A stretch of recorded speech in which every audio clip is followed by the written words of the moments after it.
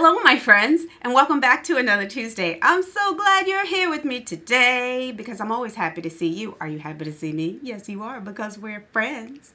This week, I decided I was going to clone another one of the items out of my closet. Don't come for me. I know I've done this before, but I'm going to explain to you why. I had a romper, and I super loved this romper so much that I literally wore it every week, right?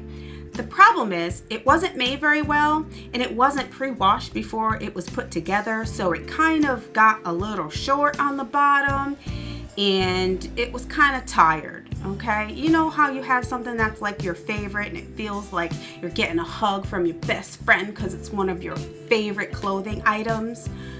Well, I didn't feel that joy this past week with that item because it was so tired. This romper needed to take a dirt nap. And so what I decided to do is to clone this item so that I could show you how easy it is to just copy something in your closet that you like, maybe add a couple of changes and make it perfect for yourself again. So if you want to see how I did it, or you just want to hang out with me, you gotta stick around, okay? I'm Nye with Ellieandmac. Let's go, friends.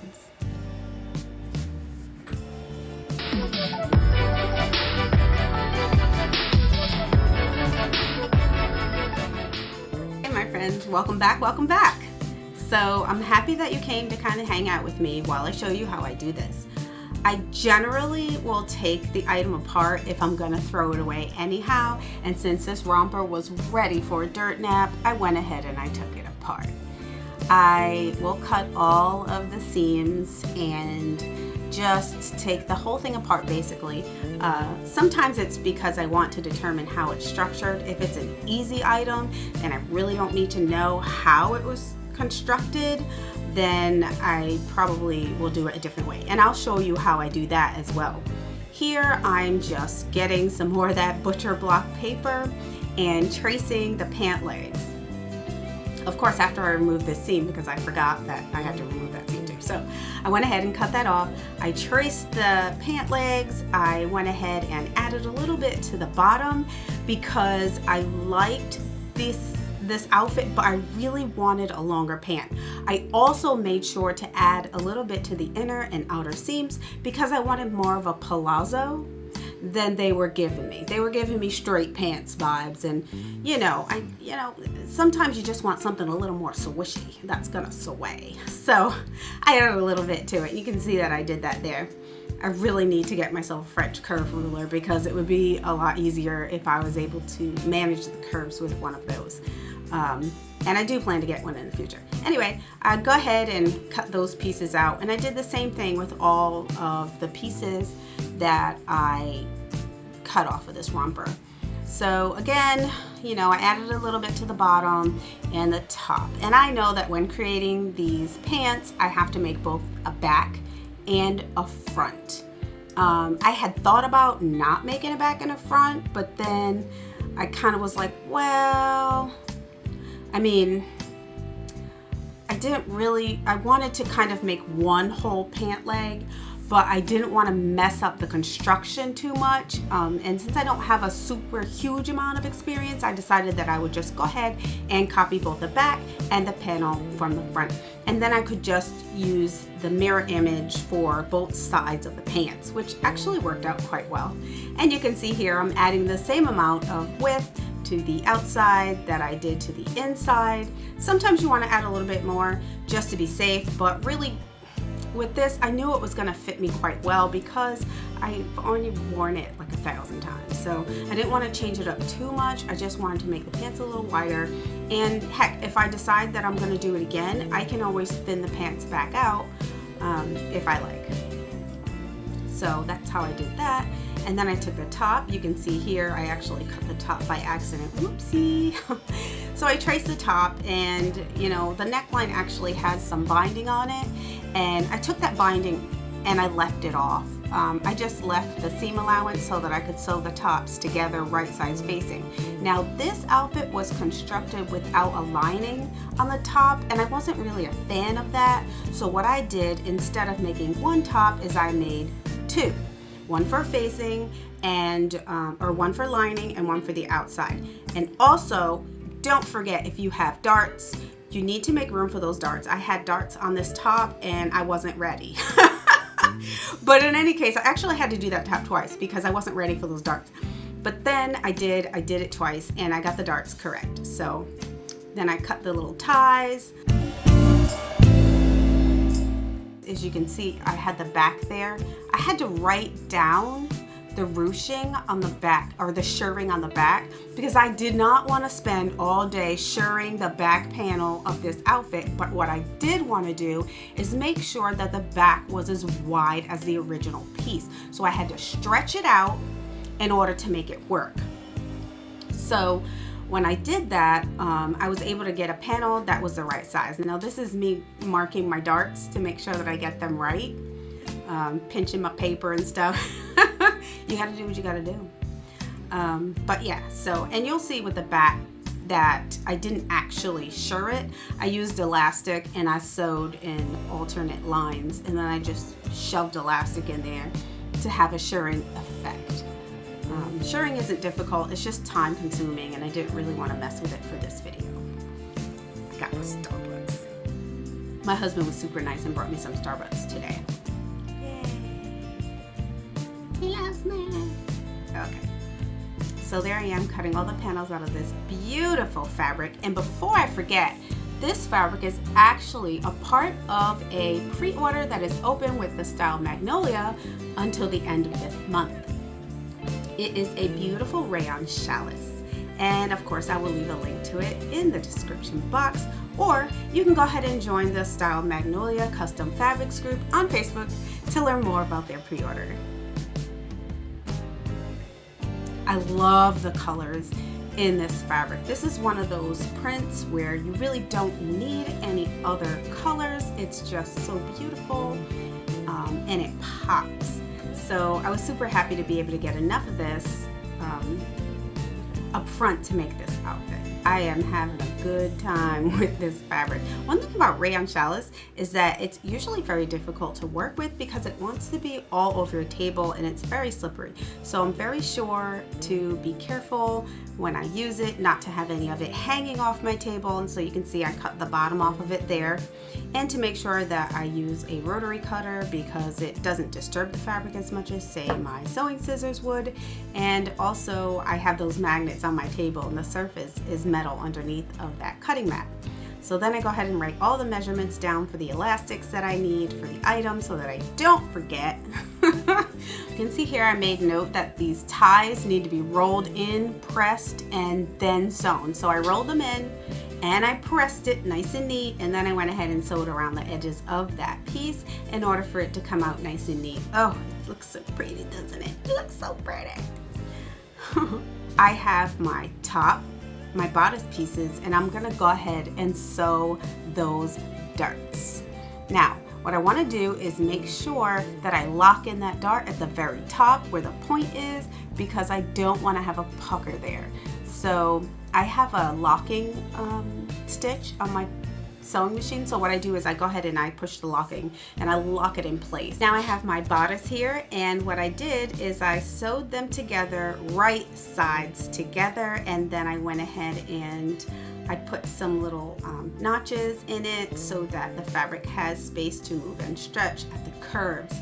It's very important to either stay stitch the curves, or if you're going to sew your bodice to the lining, then you want to make sure that you notch it a little bit, because it helps the fabric to move in different directions without ripping.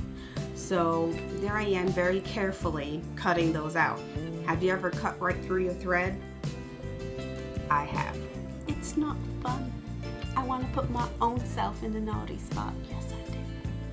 That is not fun. I have done that. Okay, now that I have my bodice sewn together, I want to understitch. Understitching keeps your lining inside your clothing, because nobody wants to walk around like this with the inside lining of their tops hanging out, okay? So you pretty much will iron your seam down and sew it about 1/8 of an inch from the stitching, and that will keep that lining inside of your outfit. Have you ever seen someone's lining come out the top of their neckline? They need to go in and do that stitching. Totally worth it. So now I'm pinning the wings onto the bodice. Okay, now you can see I have both back pieces. They are right sides facing, and I went ahead and I sewed a stitch across the top. Yay, there it goes. Make sure you backstitch. Woohoo! I know, I'm committing a crime. I didn't use any pins when I did that, right? Shame! What I went ahead and did is, because I didn't want to shirr the back part, I just went ahead, measured, and cut several pieces of elastic for the back to make sure that the elastic makes the back panel the same width of the original romper. So I cut several pieces of elastic, and then I planned to sew several horizontal lines across the back panel. Once I got those horizontal lines done across the back panel, you can see I'm lining up the elastic right here just to see how many lines I might need to sew.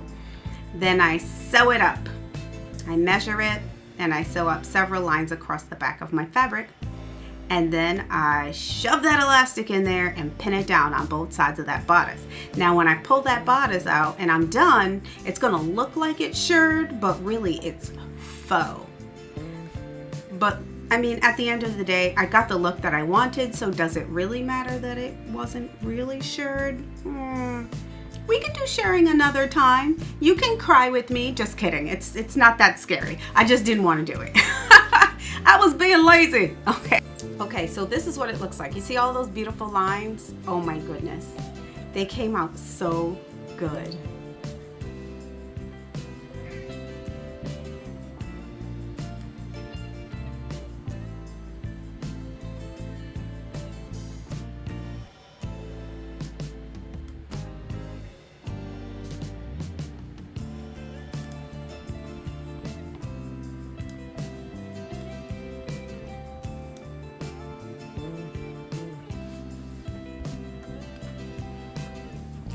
Okay, this is how I shoved all the elastic through.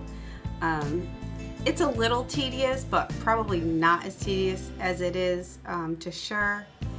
I just went ahead and sewed all those lines, and I went ahead and fed all the elastic through. It was pretty straightforward.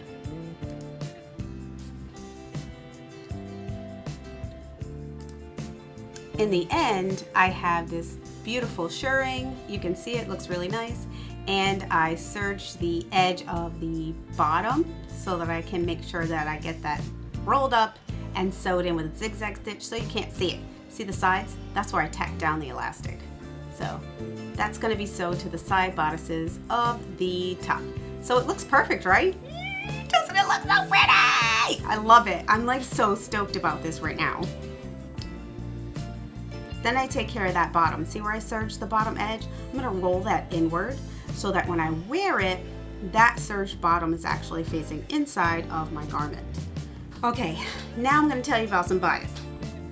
Bias is basically fabric that is cut on a 45-degree angle. I went ahead and cut some bias at a 45-degree angle, but I didn't have a lot of length. So what I did is I pinned them together at a 90-degree angle, and then I sewed across at a 45-degree angle, and then they unfold straight. I just clip the little free edge off and call it a day. So if you ever don't have enough, this is how you can kind of cheat a little bit and extend it. That's what I had to do. I didn't have enough length in the fabric, so that's how I did it, cut those off. And now you're gonna watch me put it on my bodice. So I went ahead and I ironed it, the two outside edges in, and I clipped them with the right side to the inside of the bodice. So essentially I clipped the right side of the bias fold to the inside of the bodice. And I'm going to sew that along that curve. So you have it nice and sewn. I have it nice and sewn there, and I go ahead and roll that in. Oh, it's so beautiful. And then I can top stitch it down on both sides. It looks super professional. I am really happy that I left off the bias for the center piece because I feel like it would have been an extra step that wouldn't really have added a whole lot to the bodice.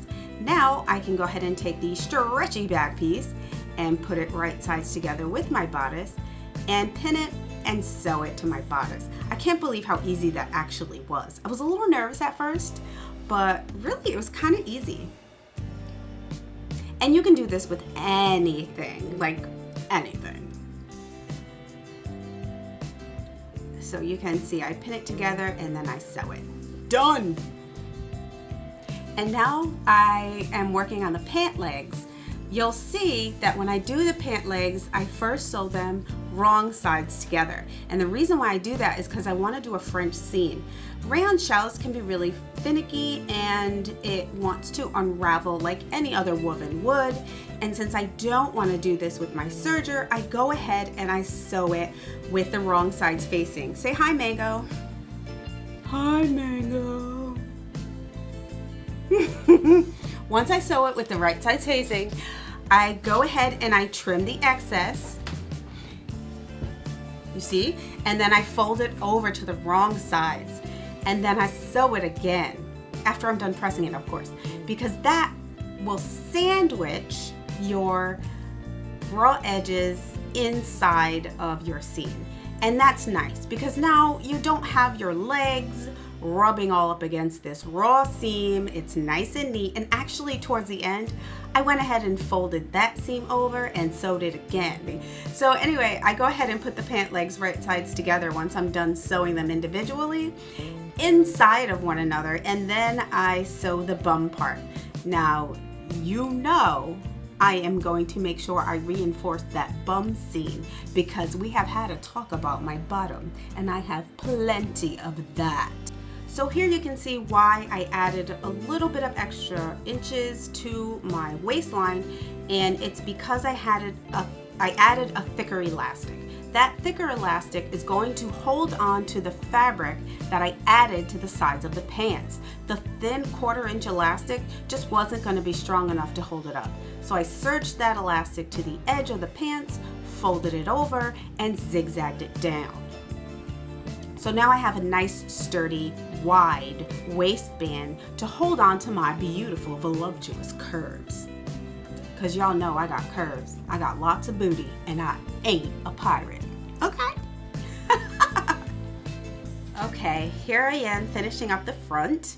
I put a little gathering stitch in, which is basically I turned my tension all the way up to 9, which is the highest that it gets, and I increased my stitch length in order to cause the sewing machine to gather my fabric. That way I can put the top bodice onto the bottom. I just serged those bad boys together like a sandwich. And that was it, y'all. Then I was done. Okay, I had to hem, but I mean really. I hemmed it up after that. Wasn't that fun? So after I was done, I just tacked the straps to the back. I went ahead and I hemmed the bottoms, and all was right with the world. And I ended up with